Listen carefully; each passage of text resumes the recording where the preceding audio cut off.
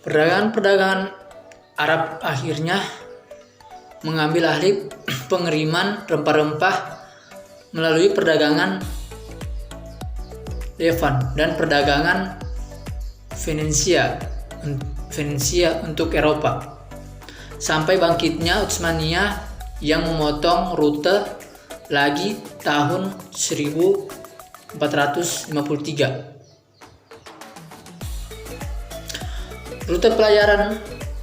Rute pelayaran dari Eropa ke Samudra Hindia melalui Tanjung Harapan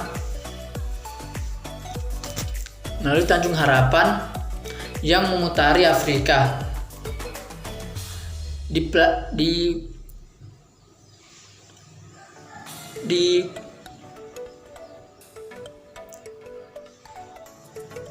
Dipelopori oleh penjelajah dan navigator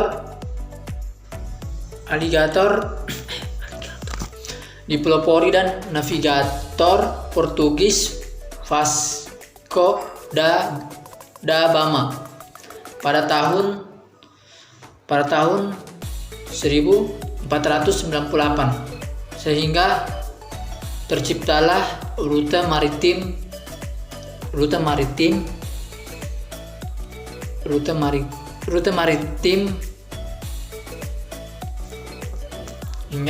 hingga terciptalah maritim baru untuk perdagangan rempah-rempah.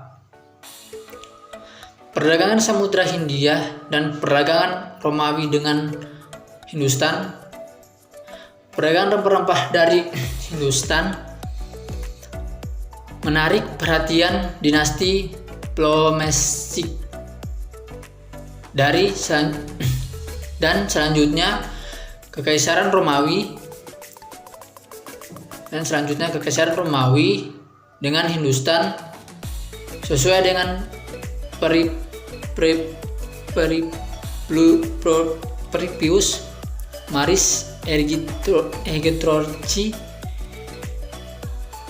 pada abad ke-1 Masehi. Perdagangan rempah-rempah awalnya dikaitkan dengan rute darat, tapi rute maritim terbentuk menjadi faktor yang membantu perdagangan ini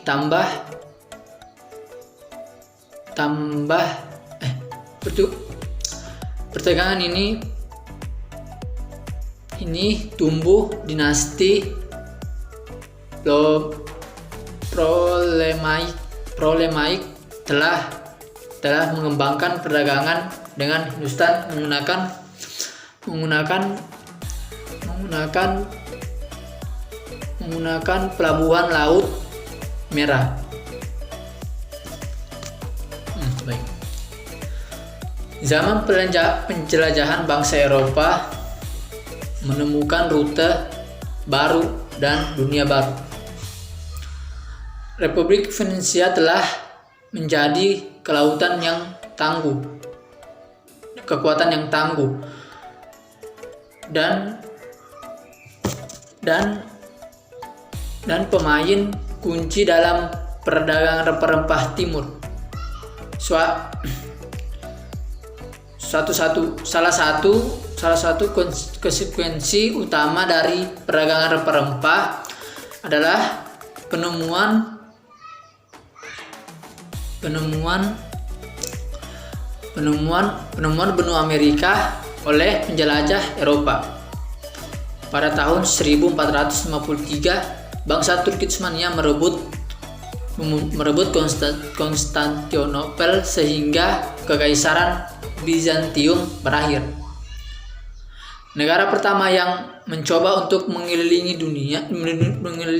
benua Afrika adalah Portugal, yang sejak awal abad ke-15 mulai menjelajah Afrika Utara di bawah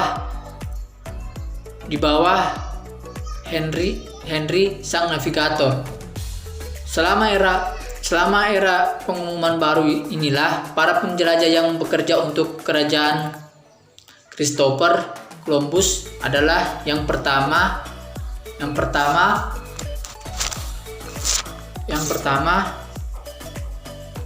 yang pertama kali menginginkan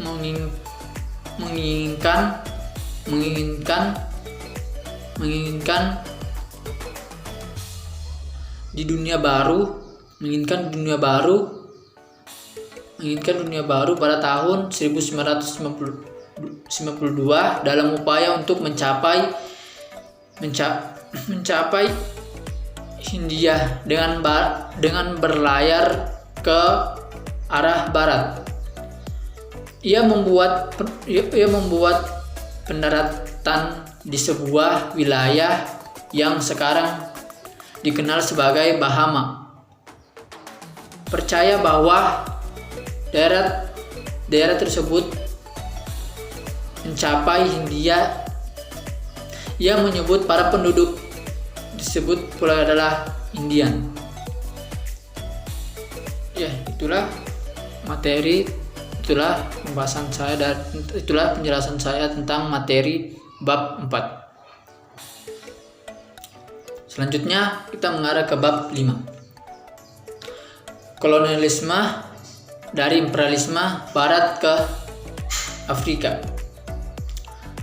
Bagaimana pengertian kolonialisme dan imperialisme? Kolonialisme berasal dari kata kolonus yang berarti petani. Pada mulanya petani-petani Yunani pindah dari negaranya yang tandus di daerah lain yang subur. Daerah itu disebut dengan daerah koloni. Penjelajah di sini diartikan bahwa orang-orang memiliki keinginan untuk menaklukkan daerah yang ditempati dan menjadikan daerah itu menjadi miliknya. Lanjut ke B.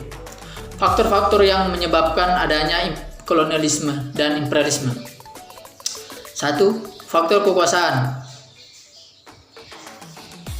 Imperator menginginkan kekuasaan yang dapat melampaui penguasa. Faktor kedua, faktor ekonomi dan kekayaan. Imperator menginginkan kekayaan dari daerah lain untuk kemakmuran bangsa dan negaranya yang dapat diistilahkan sebagai gold atau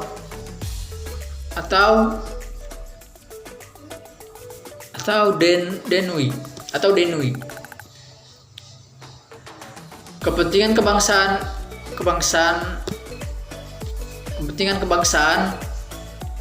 industrinya.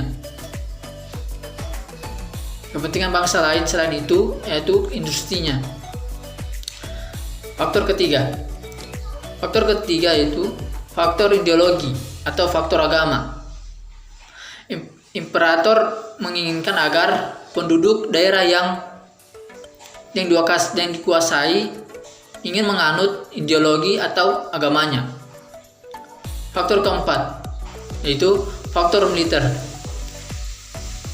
Imperator ini menginginkan adanya suatu tempat yang strategis untuk keperluan militer dengan tujuan untuk mempertahankan ataupun untuk menambah kekuatan daerah tersebut. Oke. Itu pembahasan materi tentang bab 5. Selanjutnya kita mengarah ke bab 6. Baik, kita akan lanjut ke bab 6. Politik apartheid. Politik apartheid di Afrika Selatan pada tahun 1448 sampai 1994. Apartheid merupakan kebijakan politik yang membedakan penduduk berdasarkan warna kulit dan ras. Kebijakan ini dimulai oleh orang-orang kulit putih di Afrika Selatan pada awal ke 20. Afrika Selatan merupakan benteng terakhir imperialis pemerintah minoritas kulit putih yang ada di Afrika. Perlakuan politik apartheid di Afrika membatasi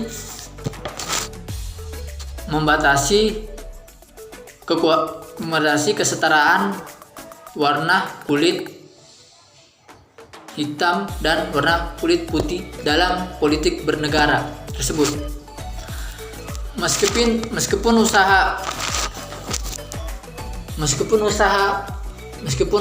usaha oposisi untuk terus dilakukan, tetapi pemerintah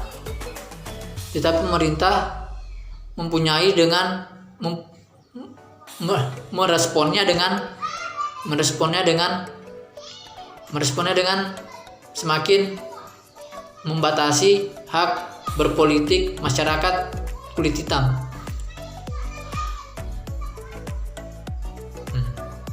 Baik, kita langsung ke berikut. Sejarah politik apartheid. Afrika Selatan merupakan negara yang kaya akan berlian dan emas. Kekayaan itu menyebabkan Afrika sebagai negara yang kaya. Dan imperialis negara Barat pada tahun 1870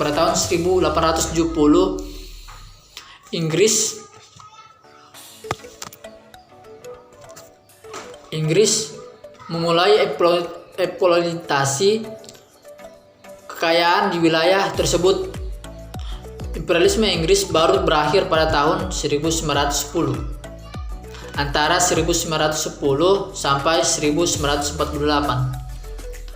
Orang-orang kulit putih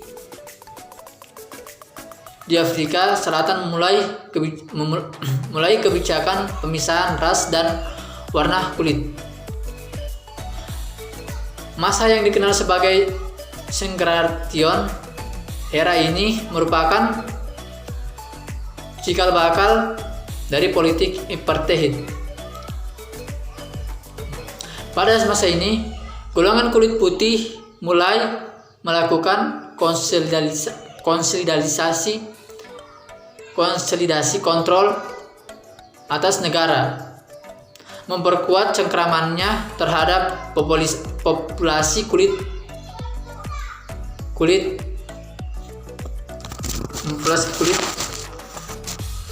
hitam dan menghilangkan campur tangan pemerintah Inggris di Afrika Selatan. Baik, itu pembahasan materi soal bab 6. Baik, kita akan mengarah ke bab terakhir, itu bab 7. Baik, selanjutnya bab 7. Perjuangan kemerdekaan negara-negara di Afrika. Gerakan kemerdekaan di Mesir. Awal sejarah Mesir. Mesir adalah negara tua di dunia, yaitu sejak runtuhnya Raja Firaun sebagai negara tertua di dunia. Mesir memiliki berbagai peninggalan benda-benda bersejarah yang melambangkan kekaisaran negara, yang melambaikan kebesaran negara Mesir pada saat itu. Sejarah yang ditinggalkan itu seperti piramid, Sphinx, Obelisk, serta bangunan lain.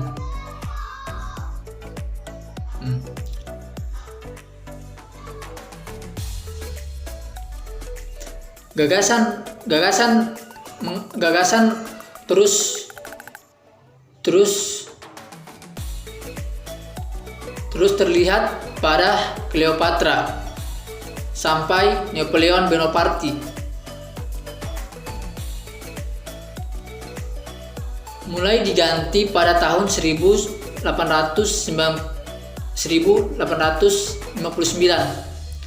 Proses penggalian tersebut ternyata memakan waktu 10 tahun dan baru selesai pada 17 November tahun 1819.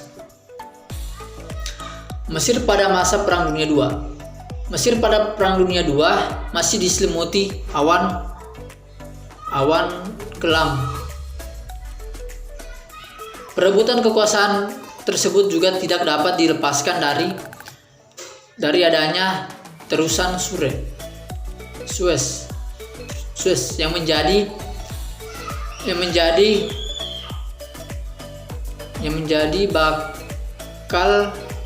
bakal rebutan utama karena letaknya yang sangat strategis. Baru setelah muncul tokoh nasional Jenderal Najib yang pada tanggal 2 Juni 1952 berhasil menundukkan Raja Faraud karena dianggap melindungi kaum koruptor yang dapat menyengsarakan rakyat. Pada saat itulah revolusi sosial di Mesir dimulai. Adapun perubahan sosial yang terjadi pada Mesir waktu itu antara lain pembatasan hak milik akan tanah yang telah diberikan pada kaum petani yang melarat. Selanjutnya, gerakan kemerdekaan Maroko. Maroko merupakan sebuah negara di Afrika yang pada abad ke-5 menjadi provinsi dari bangsa Romawi. Penduduk asli Maroko adalah orang barbar, sedangkan bentuk negara Maroko adalah kekaisaran seperti bangsa Afrika lainnya. Maroko juga merupakan negara protektorat dari Prancis. Selain dijajah Prancis, Maroko juga pernah dijajah oleh Spanyol.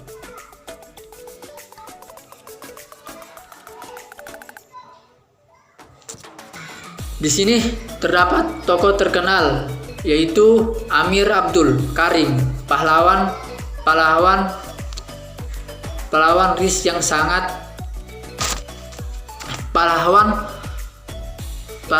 RIK yang sangat terkenal. Akan tetapi akhirnya Abdul Karim berhasil ditaklukkan oleh Spanyol yang kekejamannya dari kerjasamanya oleh Prancis. Selanjutnya kita mengarah ke negara Sundan. Gerakan kemerdekaan Sundan. Pada abad ke-14 terdapat dua kerajaan di Sudan, yaitu Manggura dan Alwa.